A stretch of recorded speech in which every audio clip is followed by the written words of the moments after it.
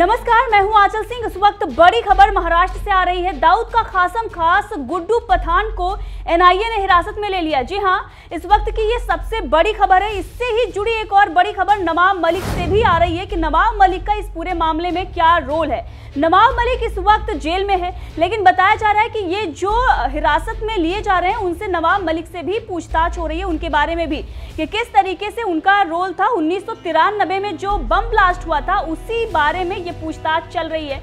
आपको बता दें कि सुबह ही 29 ठिकानों पर एनआईए ने छापेमारी की थी, जिसके बाद कई बड़ी गिरफ्तारियां हुई हैं। और इसके साथ ही आपको बता दें कि कई राजनेता भी हैं जो महाराष्ट्र में एनआईए के रडार पर चल रहे हैं। कौन कौन से नेता हैं इसके बारे में भी हम बात करेंगे, लेकिन सबसे पहले बात करते हैं वोहरा रिपोर्ट की। जी हाँ, वोहरा रिपोर्ट में ये साफ पता चल जाएगा कि कौन कौन से राजनेता हैं जिनकी संबंध जो है वो दाऊद से है। और इसीलिए उस वोहरा रिपोर्ट की मांग हर कोई करता है। जनता ये मांग करती है कि उसको पब्लिक डोमेन में डालना चाहिए, ताकि लोगों को पता चल सके कि कौन से ऐसे राजनेता हैं महाराष्ट्र में बैठकर देश को खोखला कर रहे हैं। लेकिन अब जो ये कार्रवाई हो रही है, इसको इसी से जोड़कर देखा जा रहा है कि मोदी सरकार जो है अब उन नेताओं पर शिकंजा कस रही है जिनके संबंध दाऊद से हैं।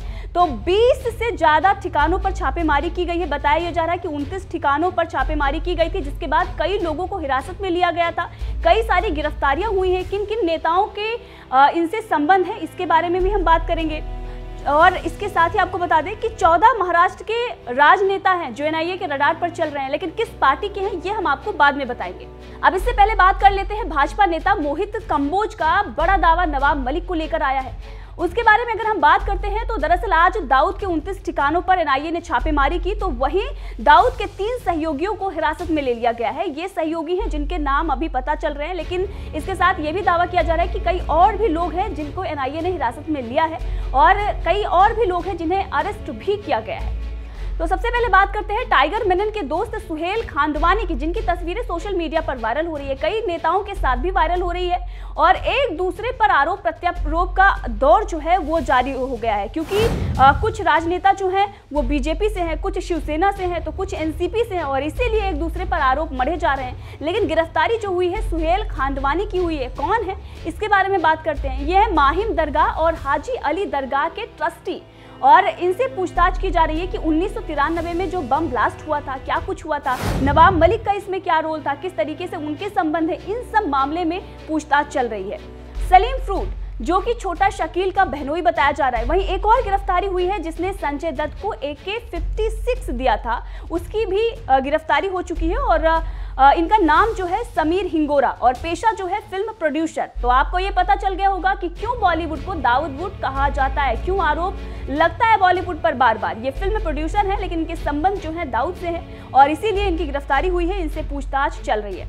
अब बात करते हैं नवाब मलिक की। तो नवाब मलिक पर दाऊद से संबंध है, ऐसे आरोप लगे हैं उन पर, इसी के चलते वो जेल में है। ईडी इस मामले में अभी जांच कर रही है, लेकिन अभी तक उनका उद्धव ठाकरे इस्तीफा नहीं ले पाए हैं। मजबूरी क्या है ये पता नहीं।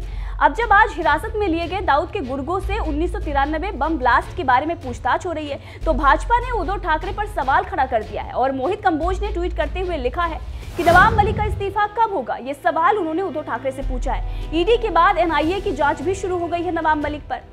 1993 ब्लास्ट में भी नवाब मलिक की जो भूमिका है उसकी जांच सीबीआई भी कर सकती है।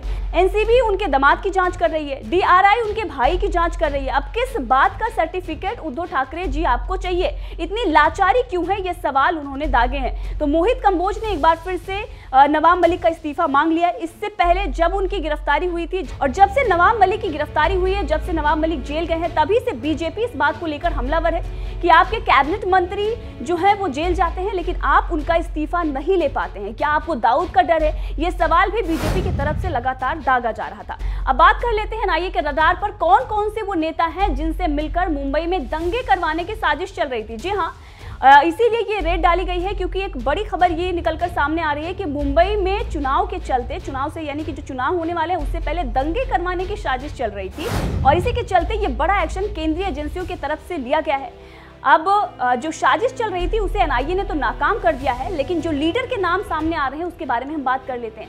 इसमें 6 जो लीडर हैं वो एनसीपी के हैं, यानी कि वो किस पार्टी से आते हैं? शरद पवार के पार्टी से। 4 जो लीडर हैं वो कांग्रेस के हैं, 2 शिवसेना के लीडर्स हैं और 2 बीजेपी के हैं।